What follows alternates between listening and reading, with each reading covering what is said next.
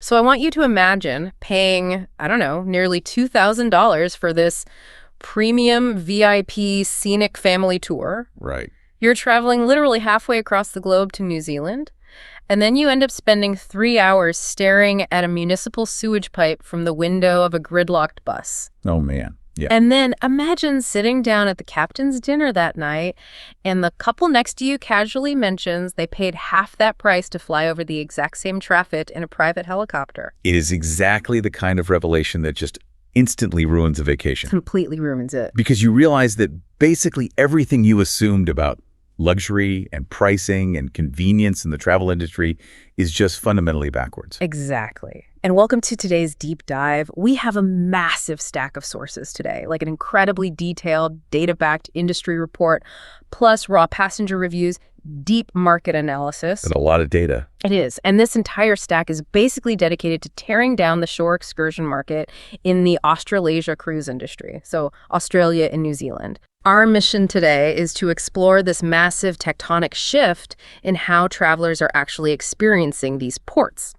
We are going to unpack this fascinating economic paradox where upgrading to a completely private, luxury VIP experience actually costs significantly less than being herded onto a crowded cruise line bus. Yeah, and the sheer scale of the illusion is really what stands out in these documents. I mean, we are analyzing the operational models of major operators here. Princess Cruises, Royal Caribbean, Celebrity, Viking. The heavy hitters? Right, the heavy hitters. And the data exposes how the architecture of these mass tours is basically mathematically engineered to prioritize corporate margins over the passenger experience. Which results in this system where travelers are actively paying a premium to have a demonstrably worse time. Exactly. And I am genuinely thrilled to get into this because this isn't just, a critique or a list of complaints. We are uncovering a mathematically proven travel hack today. It really is a hack. It is. It's backed by hard economic data extracted directly from these reports. So, consider this your secret playbook. We're going to show you how to unlock the actual Australia and New Zealand without getting scammed by what we can only really call the convenience tax. The convenience tax, I like that. Right. But to understand how this massive pricing failure even exists, we have to look at the board this game is played on. Because Australia and New Zealand are not the Caribbean. Far from it. Geography dictates absolutely everything in this region. The report explicitly highlights that Australasia is it's one of the most logistically demanding, friction-heavy destinations in the entire global cruise industry. Because it's so vast, right? Yeah, you are dealing with two massive extremes. Yeah. On one end, you have sprawling, highly developed metropolises like Sydney and Melbourne. Right. And those cities suffer from intense daily urban gridlock. On the other end, the key natural and cultural attractions that people travel across the world to see, they're often located deep inland. Surrounded by rugged terrain. Exactly. Like hundreds of kilometers away from the deep water coastal docking points. Which means the cruise lines are dealing with a genuinely tough hand. I mean, they have to move thousands of people from a dock through a city into the wilderness and back before the horn blows. It's a massive undertaking. It really is. But historically, they've maintained an absolute monopoly on how passengers do this. So if the logistics are such a nightmare, how have they convinced everyone to keep buying their in-house bus tickets? Well, by weaponizing a very specific psychological trigger, the fear of missing the ship. Ah, right, FOMO, but like literal fear. Yes. The cruise lines, they don't sell the quality of the tour. They sell the insurance policy. They heavily market the guarantee that if you book through them, the ship will wait for you if the tour runs late. Oh, wow. And if you book independently, they make it very, very clear that the ship will just sail without you. That is the classic anchor of fear right there. I mean, I've been on ships where the cruise director basically gets on the PA system and tells horror stories about people running down the pier as the ship pulls away. We've all heard those stories. And it works flawlessly as a sales tactic. They leverage that fear to sell standard, large group bus tours at an astronomical markup. But the data reveals this model creates an operational nightmare for the passenger, right? Centered around a concept the report calls logistical friction. Logistical friction. It sounds a bit academic, I know. A bit. But in practice, it's basically the slow death of your vacation time. It is the invisible tax on your day. Okay, break that down for us. Let's look at the mechanics of a standard shore excursion on a bus with a capacity of, say, 50 people. Imagine your alarm goes off at 6 a.m. You don't just walk off the ship to a waiting car. Right. You have to go to a meeting point. Exactly. You are instructed to gather in the ship's main theater with literally 1,000 other people. You sit there waiting for your color-coded sticker number to be called over a crackling microphone. Which already takes, 45 minutes. At least. Often more. Then your group is called. You shuffle in this massive line down the stairwells because the elevators are completely full. Oh, always. You navigate the gangway. And in many Australian and New Zealand ports, you then have to go through local biosecurity, customs, and border control protocols, which are notoriously strict. Right, because of the unique ecosystems there. Exactly. Then you funnel out to an industrial parking lot. You find your specific bus among a sea of identical buses. And then finally, you systematically board. And you are moving at the exact speed of the slowest person in a group of 50 strangers. Yes. Somebody lost their ticket. Somebody needs to use the restroom before they get on.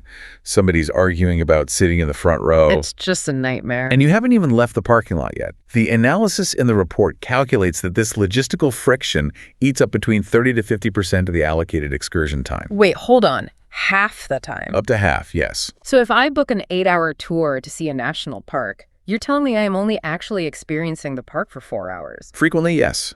Sometimes even less.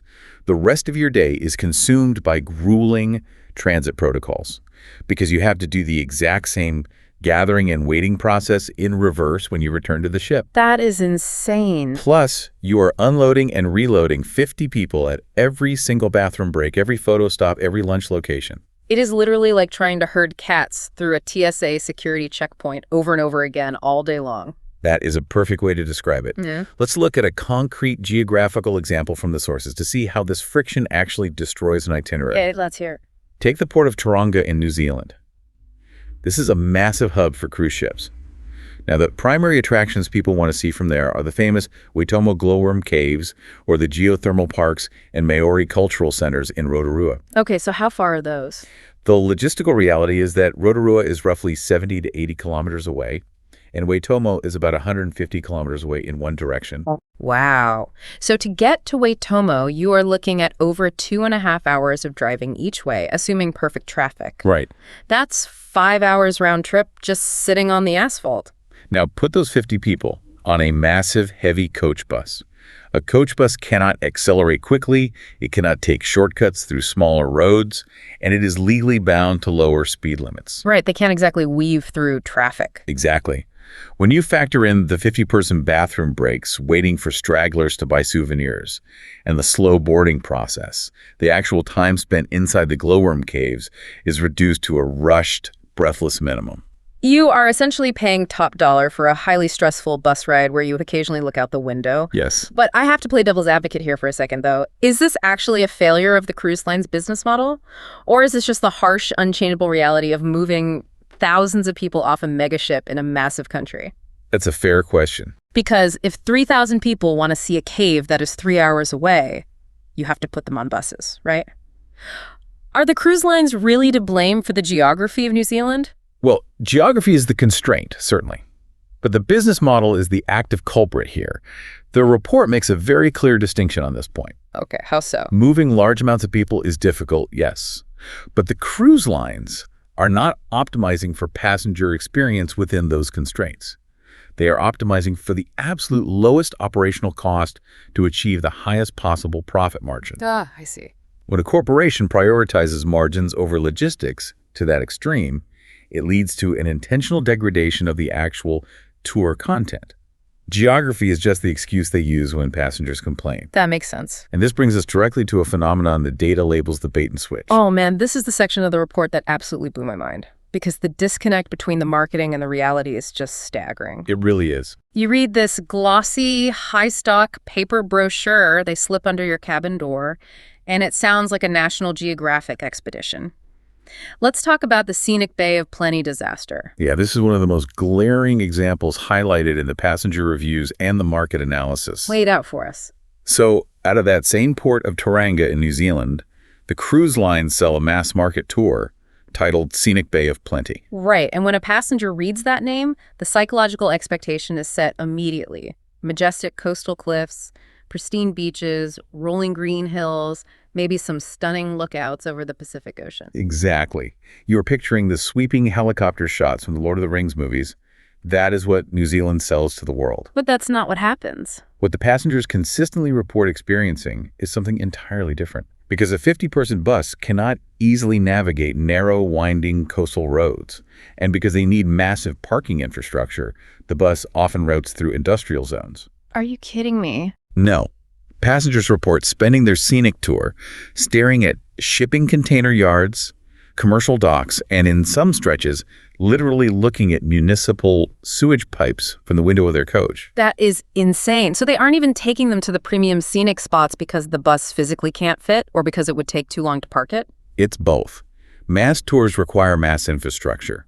They completely bypass the authentic, small-scale local lookouts in favor of anywhere a 50-person coach can easily pull in and pull out. Wow. But the visual disappointment is only the first part of the bait and switch. Oh, right. Because the brochure for this specific tour promises a dedicated segment for Maori culture and local life. Yes, which is a huge draw. People travel to New Zealand specifically to connect with the indigenous culture, to see the history, the art, the traditional performances. Of course. So what actually happens? The reality of this cultural immersion, according to the data, is shockingly cynical. Yeah. The travelers are not taken to a traditional marae or an authentic historical site. Yeah. They are taken to a dingy provincial public town hall. They are offloaded, seated in folding chairs, and served cheap, lukewarm tea with factory-made, mass-produced cookies. I am literally wincing just picturing this. That sounds so depressing. It is. And the bulk of this allocated cultural time is actually hijacked for an aggressive retail sales pitch. A sales pitch? For what? The passengers are subjected to a timeshare-style presentation, pushing commercial kiwi fruit products, kiwi jams, kiwi lotions, kiwi candies. Wait, how does that even happen? How does a global cruise brand end up dumping their passengers in a town hall for a jam infomercial? It comes down to the underlying economics of the mass tour supply chain. The report identifies this specific tour as a hidden commercial trap. A commercial trap? Yes. The local operators who win the massive cruise line contracts often bid incredibly low to get the volume.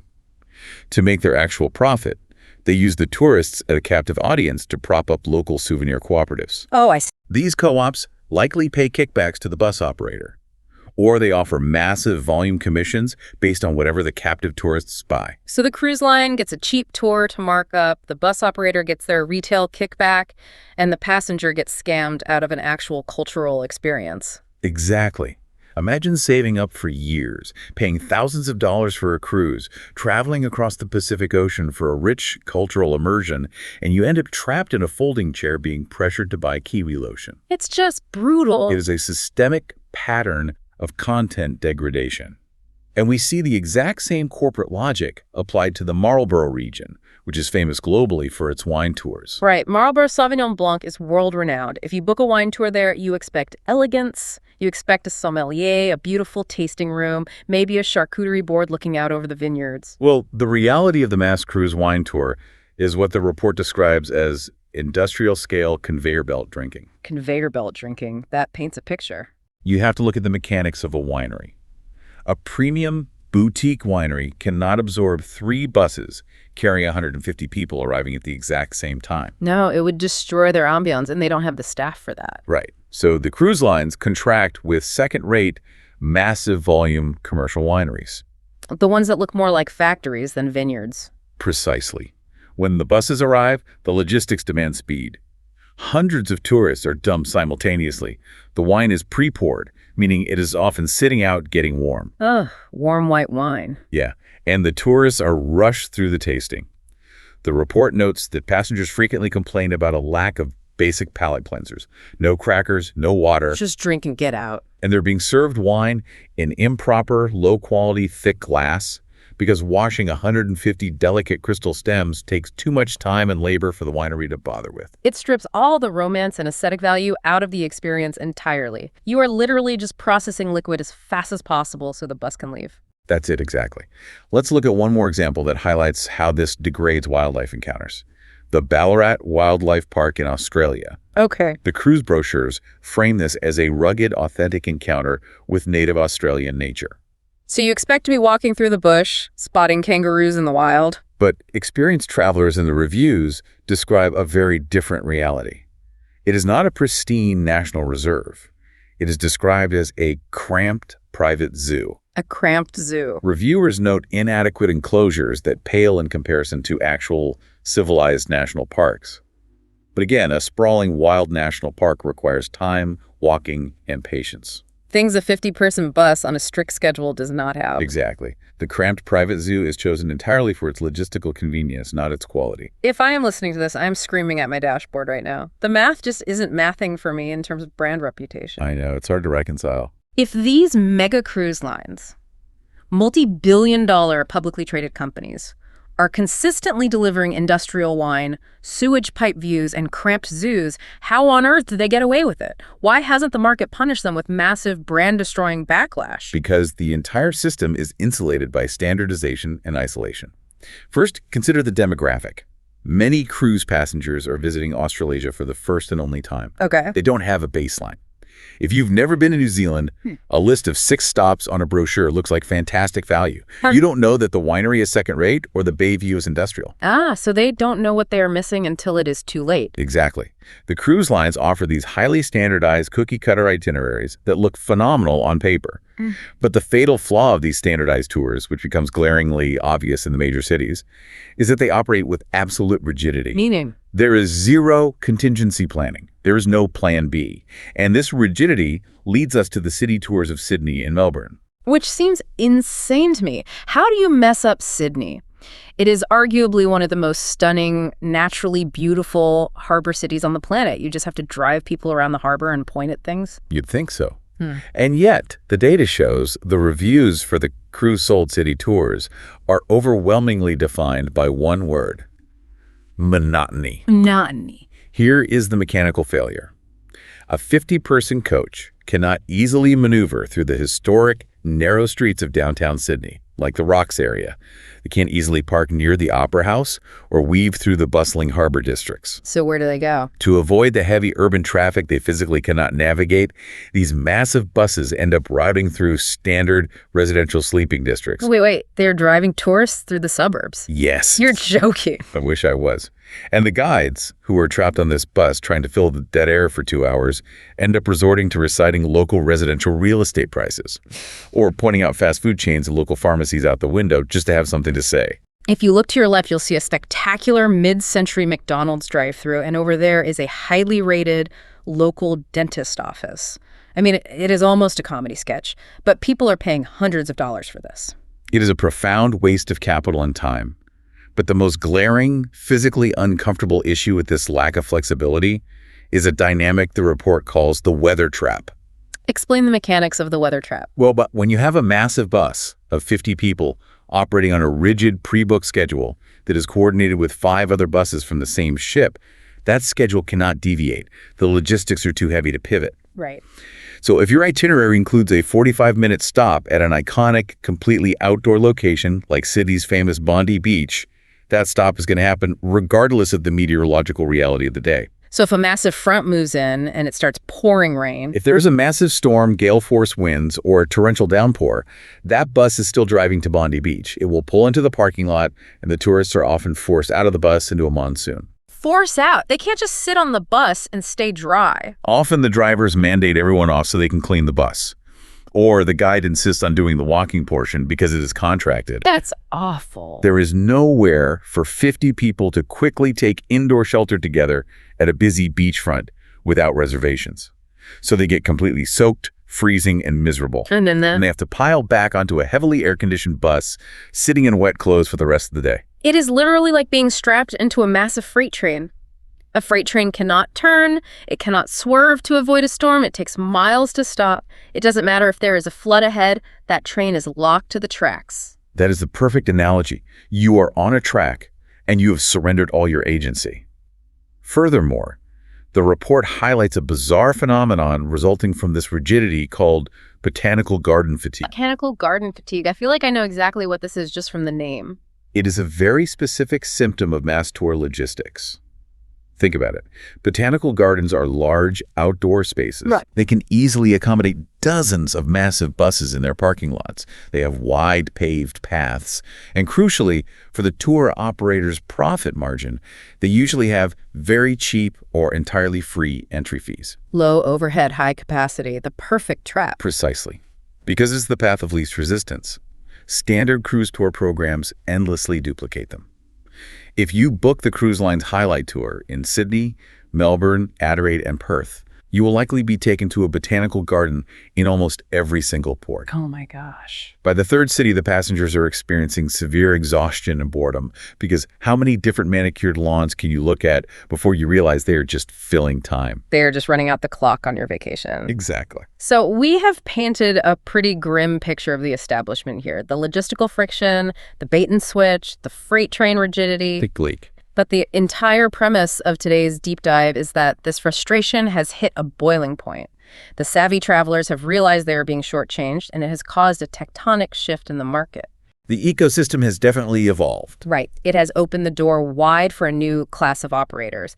We are talking about local, independent, premium operators who have entirely rewritten the rule book on shore excursions. Yes, they looked at the flaws of the mass cruise model and designed a service specifically engineered to solve every single one of those friction points. And here's where it gets really interesting for you listening, because when we say premium operator, we are not talking about a company that just bought a slightly newer bus with better Wi-Fi. No, not at all. We are talking about a completely different stratosphere of travel. Companies mentioned in the report like Russian World and Sydney Private Guided Tours are offering the VIP alternative. They bypass the mass tourism traps altogether. The contrast is night and day.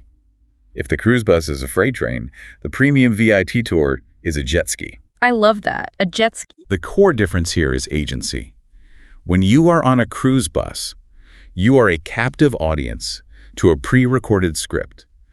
When you book a private VIP tour, you are engaging in a live, dynamic dialogue with an accredited local expert who is focused entirely on your small group. And the physical environment is completely different, right? We aren't talking about a minibus. The report specifically highlights the use of vehicles like the Mercedes V-Class minivans. Oh, nice. You have individual climate control, cold water, the daily press, plush seating, heavy soundproofing. But the luxury of the vehicle is secondary to the luxury of flexibility. How so? You have the ability to instantly pivot the itinerary. If you arrive at a lookout and it is completely fogged in, your private guide simply alters the route.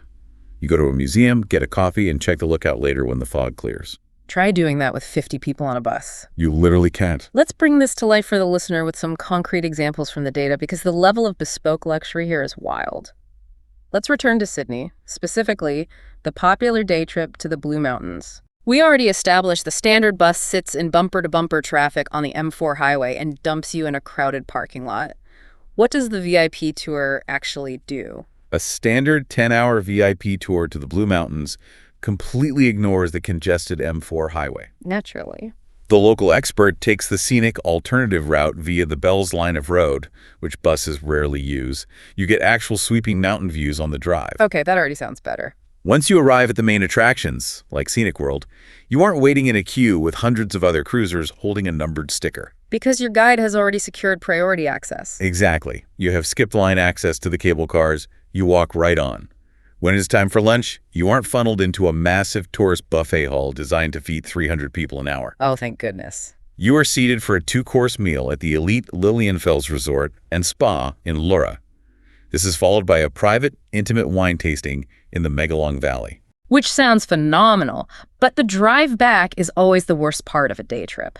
Nobody wants to sit in 2 hours of afternoon commuter traffic after a day of wine tasting.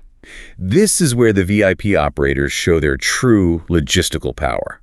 Because you are dealing with independent, high-level concierges, they can arrange for your small group to return to Sydney via a 35-minute private helicopter flight. Wait, what? A helicopter flight? Just skipping the highway entirely? Completely bypassing all traffic, landing near the harbor. Or, if you prefer something slower and more romantic, they can arrange a relaxing private ferry cruise down the Parramatta River, bringing you right back into Sydney Harbor as the sun sets. helicopters. Yeah. That is incredible. And speaking of helicopters, the report detailed another Sydney option that sounds like it was ripped straight out of a James Bond movie. Oh, the Heli-Car and Yachts tour. Yes.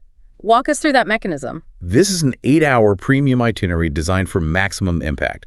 You get a detailed, deeply guided exploration of the historic and scenic areas. The Rocks, Mrs. Macquarie's Chair, Bondi Beach, and Watson's Bay. You are doing this from the comfort of the luxury vehicle, stopping only when you want to stop.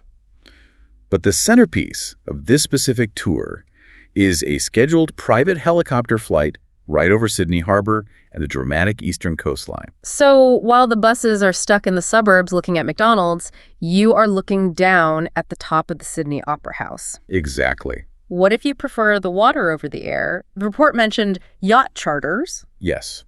These operators have access to 5.5 to 6 meter motor yachts with licensed skippers. Nice. And because you are chartering the whole vessel, the itinerary is entirely dictated by your whims.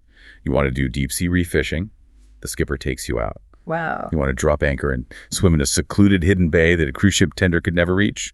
Done. Cool. And they will coordinate with local premium restaurants to have high-end food delivered directly to the yacht before you sail. It is complete, absolute freedom. Let's move down the coast to Melbourne. Earlier, we talked about the depressing reality of the mass tour there. The cramped private zoo in Ballarat, the botanical garden fatigue. What is the VIP alternative operating out of Melbourne's Station Pier? In Melbourne, the premium operators focus heavily on the Dandenong Ranges and the Yarra Valley, but they approach the logistics entirely differently. Okay, how so? They take you to ride the historic Puffing Billy steam train, but they time the arrival and secure specific carriages to avoid the chaotic mass crowds from the buses. Smart. And the wildlife. How do you fix the zoo problem? You skip the cramped tourist traps and go to the Healesville Sanctuary. Because you have a private, accredited expert guide who knows the staff and the layout, you get unhurried, one-on-one time with the unique wildlife. That's a huge upgrade. You actually get to watch koalas, kangaroos, and platypuses behave naturally without having to fight for a viewing angle over 50 other tourists holding up their iPads. You are actually experiencing the nature, not just documenting it from a distance. Exactly. And I imagine the food and wine in the Yarra Valley is a step up from the industrial conveyor belt. The gastronomy is night and day. The VIP Yarra Valley tours include bespoke, private tastings at premium, family-owned wineries with actual heritage, places like Tyrrell's or Mount Pleasant. No warm wine in thick glasses. None. You aren't standing at a crowded bar. You sit down for a curated farm-to-table lunch where specific local ingredients are paired with the vintages. They also integrate visits to local craft cheese and boutique chocolate factories. Everything is curated, small batch, and highly personal. Okay, let's jump across the Tasman Sea back to New Zealand.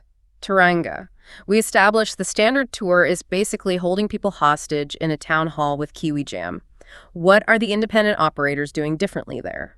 Operators in Tauranga, like Scott Tours, provide a massive critical logistical advantage regarding one of the biggest tourist draws in the country, Hobbiton. Oh, the Lord of the Rings movie set. It is on everyone's bucket list. Exactly. Here's a mechanical failure of the cruise lines that most people don't know about until it ruins their trip. Hobbiton is essentially a working farm with very strict capacity limits and timed entries. Okay, makes sense. When a megaship carrying 4,000 people docks, Hobbiton cannot physically absorb 40 buses at once. The cruise lines gamble. They sell the tickets, assuming they can secure the massive coach buses and the entry slots. And do they? Frequently, they fail. One of the biggest risks with cruise excursions to Hobbiton is that the cruise lines cancel the trips at the absolute last minute due to a shortage of large buses or an inability to secure bulk tickets. Oh my God. Imagine booking a 2-week cruise specifically because you want to see Hobbiton, and the day before you arrive, the cruise line slips a note under your door saying, "Sorry, we couldn't find a bus. Here's a refund." Your trip is ruined. It happens constantly. The private operators solve this completely. They guarantee your entry because they operate with small, agile minivans, and they reserve specific small group time slots months in advance. They aren't trying to move an army, they are just moving you. That peace of mind alone is invaluable. And alongside guaranteed Hobbiton entry, these operators offer unhurried, relaxed walks through the giant redwood forests. They secure access to active, authentic Maori villages with real cultural performances. Not public halls. Not public halls. Yeah. And provide access to the Waiotapu geothermal springs. All of this is done at your own pace, without the underlying panic of having to sprint back to a 50-person bus before it leaves you behind. Okay, you have painted this incredible, luxurious picture. VIP helicopters, Mercedes V-Class vans, farm-to-table lunches, private yachts, guaranteed Hobbiton entries with zero crowds. Sounds good, right? As a listener, I'm sitting here thinking, this sounds amazing, but I am not a CEO. I am not a billionaire. To get this level of bespoke private luxury, it has to cost an absolute astronomical fortune. And that exact assumption, that luxury must mathematically cost more, is the psychological barrier the cruise lines are banking on to keep you buying their bus tickets. Because here is the elephant in the room.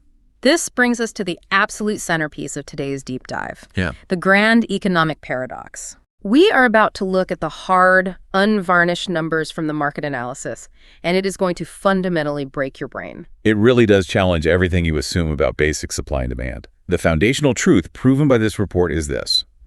For a small group, say a family or a group of 6 friends, booking a completely private, VIP representative transport with an accredited guide in a luxury vehicle is structurally mathematically cheaper than buying 6 individual tickets for a crowded, low-quality cruise operator bus. I want to make sure you listening heard that clearly. Cheaper. Not the same price, not a slight premium. Cheaper. How is that physically possible? How is a private Mercedes V-Class and a helicopter cheaper than a plastic seat on a crowded coach bus? It's all about overhead. Explain the mechanics of these two pricing models to us. It all comes down to corporate overhead and who is taking a cut of your money. Let's break down the cruise line's per-person pricing model. When you pay, say, $250 for a seat on a bus excursion, you are not just paying for the diesel fuel, the bus driver, and the guide. What else am I paying for? You are subsidizing a massive, bloated corporate architecture. Walk me through the layers of that $250 ticket. Where does the money go? Only a small fraction of that $250 actually reaches the local bus operator in Australia. The rest is consumed by layers of markup. Okay. First, you are paying heavy ship agency commissions. The ship itself acts as a broker and takes a massive cut. Second, you are paying for the cruise line's global marketing costs. The glossy brochures, the TV ads. Right, those aren't free. Third, and most importantly, mega ships are essentially floating real estate. They often sell the actual cabin fare at a lower margin to get you on board, and they make their true profit on the captive audience upsells. Ah, the drinks, the casino, and the shore excursions. Exactly. They build in massive risk buffers to ensure the excursion department is wildly profitable regardless of how many seats they sell. So when I buy a bus ticket, I am basically paying to keep the corporate lights on at the cruise line's headquarters in Miami. Exactly. You are paying a 100% to 120% markup over the actual retail cost of the tour. Now, conversely, let's look at the local premium operators. They use a flat rate per vehicle model. Explain the flat rate. When you book with an independent operator, you are essentially renting the time of the expert guide and the Mercedes minivan for the day. That cost is fixed, whether there are 2 of you in the vehicle or 7 of you in the vehicle. Oh, I see. They don't have global marketing departments. They don't have to subsidize cheap cruise cabins.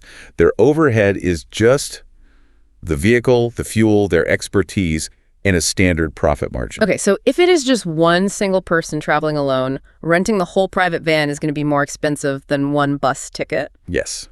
For a solo traveler paying the entire flat rate, it is more expensive. But the data reveals a tipping point. That's the tipping point. Once you hit a critical mass, which the math shows is exactly between 4 to 6 people, the economics flip entirely in favor of the consumer.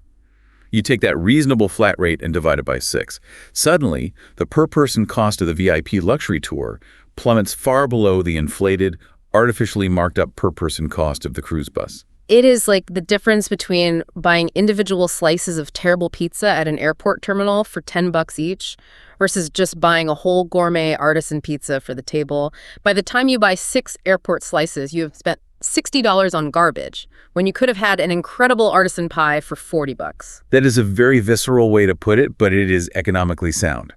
The cruise lines are selling you the airport slice.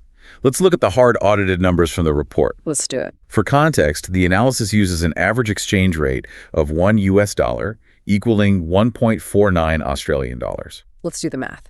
Hit me with the first example. Let's go back to Sydney. The 10-hour Blue Mountains tour we talked about, the one with the scenic drive and the 2-course lunch. Right.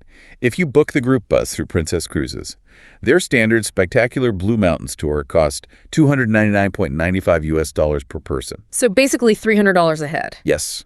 If you have a group or a family of 6, that totals $1,799.70 USD. $1,800 to sit in highway traffic, wait in line for the cable car, and eat at a buffet. Exactly. Now let's look at the VIP alternative. Booking a Mercedes V-Class with a personal guide for 10 hours through a premium company like Russian World or Sydney Tour Guide is a flat rate of 1,200 Australian dollars. Okay. Converted, that is approximately 805.37 US dollars. Wait, pause. I need to make sure I'm hearing this correctly. The cruise line wants $1,800 for the bus. The private luxury Mercedes with a dedicated guide is $805 for the entire vehicle. Correct. The total savings for your group of 6 is just under $1,000. It is exactly $994.33 in pure savings. That's wild. If you divide the VIP flat rate by your 6 people, your per-person cost drops from roughly $300 on the bus down to just $134 in the private Mercedes. My jaw is literally on the floor. You are saving $1,000 to upgrade from a miserable mass transit experience to a luxury, private, highly customized VIP day. That is staggering. The cruise line is essentially stealing $1,000 from that family. It's hard to argue with math. What about a shorter tour? Let's look at the Sydney City and Bondi Beach 8-hour tour. On the cruise bus, that shorter city tour averages $200 per person. So $1,200 for a group of 6. And the VIP van flat rate? The VIP van is a flat 1,050 Australian dollars for the full 8-hour day, which converts to about $704.77 USD. Wow. The total savings for the group is $495.30. Your per-person cost drops from $277.10. And remember, for that lower price, you aren't getting forced out into the rain at Bondi if the weather turns bad, and you aren't driving through the suburbs looking at fast food joints. You have total control. Okay, let's keep going. I want to see if this holds up across the board. Melbourne, the Puffing Billy steam train, and the private time with the kangaroos at the Healesville Sanctuary. The standard cruise bus program for that region costs $249.95 per person. So $1,499.70 for 6 people. The VIP private van flat rate is 1,100 AUD, which is roughly $738 to 26 USD. It is another massive gap. Yes, the total savings for the group is $761.44. You cut the per-person cost exactly in half, from $250 down to $123. And the final one, Tauranga in New Zealand. The guaranteed entry to Hobbiton without the risk of bus cancellations. Princess Cruises charges $279.95 per person for the Hobbiton run. That is $1,679.70 for a group of 6. And the alternative? The VIP van from a local operator is $12,250 AUD, or about $833.893 USD. Total savings of $840.77. The per-person cost drops from $280 to $140. It is literally half price across the board. In every single scenario, the luxury option is 50% cheaper for a group. It is remarkably mathematically consistent across the entire Australasian market. The cruise lines are applying a markup of roughly 100% to 120% over the actual cost of premium private ground transportation. Unbelievable. They are banking entirely on your ignorance of the local market and your fear of the ship leaving without you to extract that premium. So, with this mathematical revelation completely destroying the illusion of the glossy cruise brochure, let's pivot to action. Let's give the listener the ultimate playbook. I'd like it. Based on the expert analysis in this massive report, what is the definitive do not buy list? If someone is sailing to Australia tomorrow, what should they absolutely avoid at all costs? The report doesn't pull any punches here.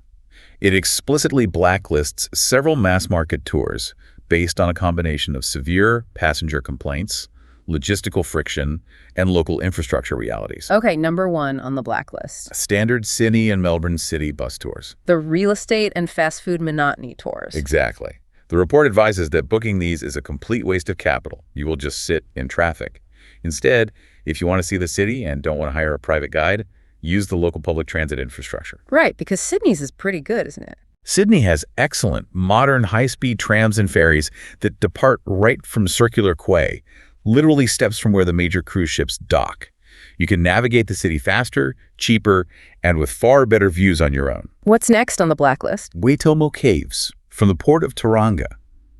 We mentioned this earlier. Because of the sheer distance, it is a 5-hour round-trip exhausting transit for a tiny, crowded amount of time actually inside the caves. Right.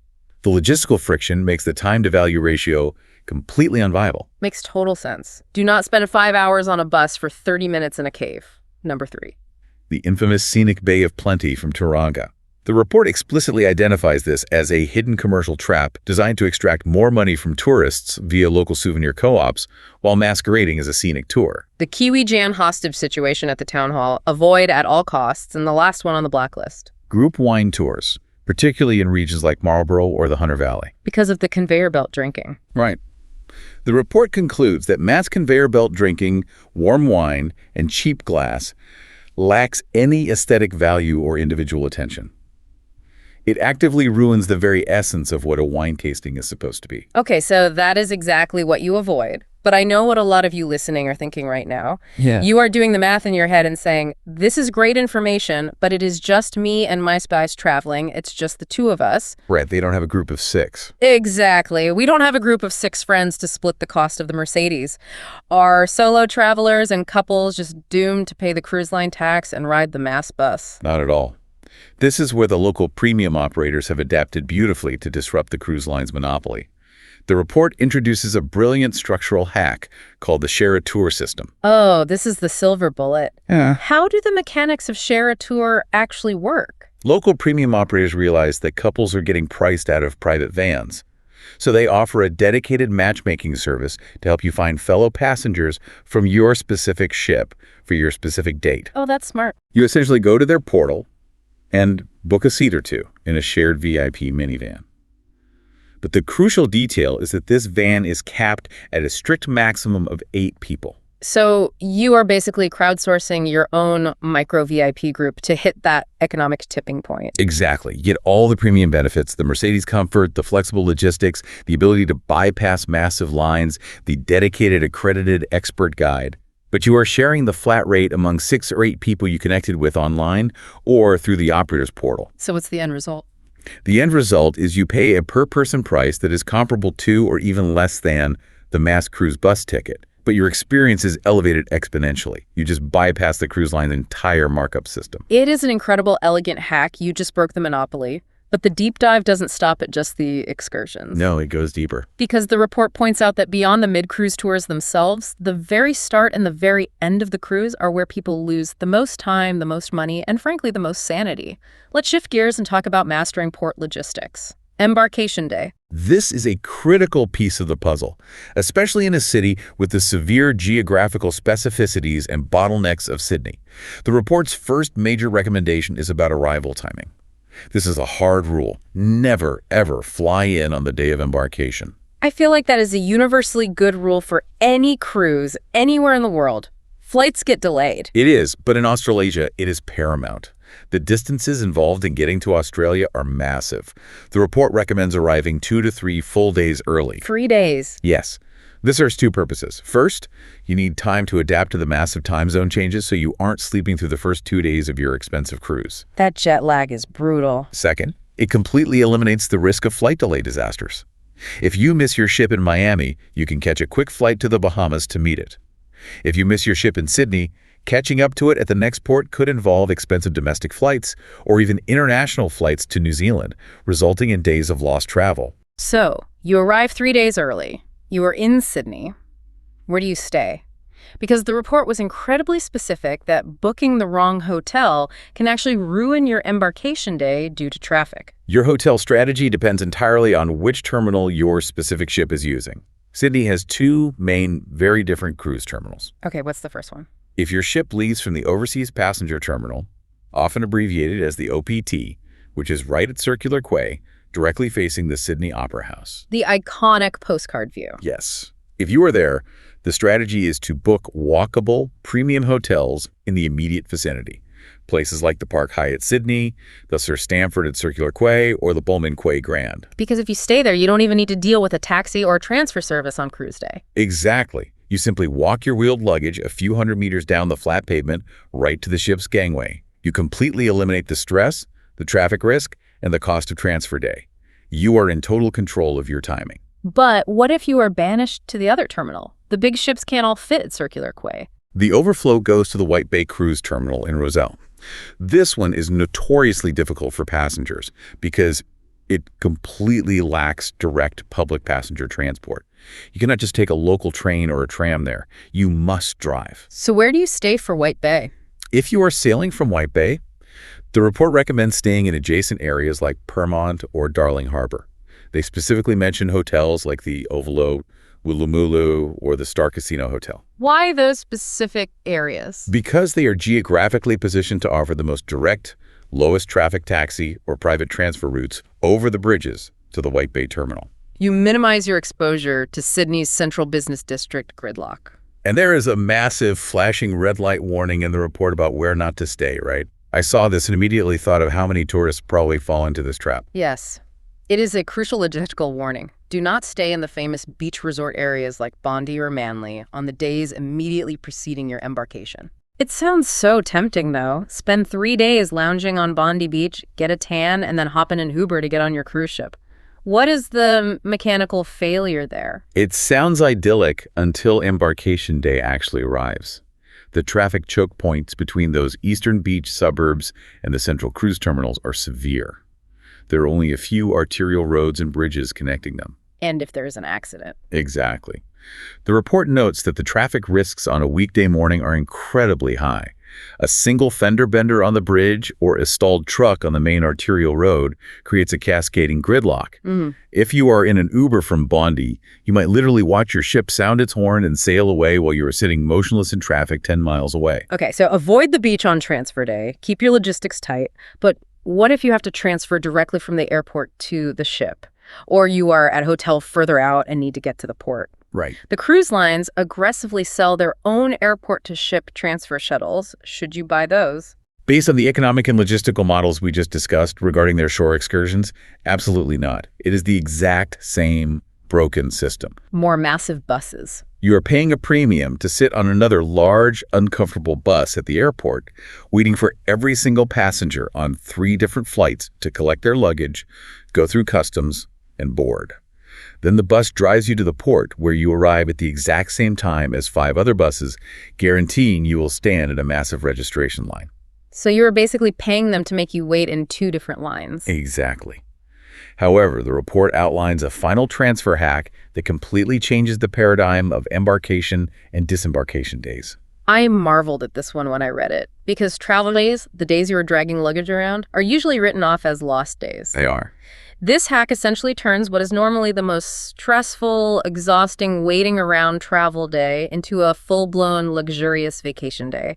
Walk us through how this works mechanically. Instead of paying for a standard cruise line airport-to-ship transfer bus, you book a combined individual tour with one of those premium local operators we talked about earlier. Okay, logistically, how does that actually work with all the luggage? People have massive suitcases for a 2-week cruise. You can't take those on a tour. You don't. A professional driver guide meets you directly inside the airport arrivals hall with a sign.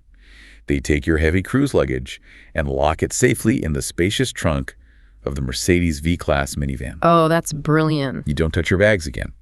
Then, instead of going to a crowded port waiting room or sitting at the terminal for 6 hours before your cabin is officially ready, the guide takes you on a bespoke 4-hour or 8-hour tour of the city. Because you have the vehicle to yourself and your luggage is secure. Right.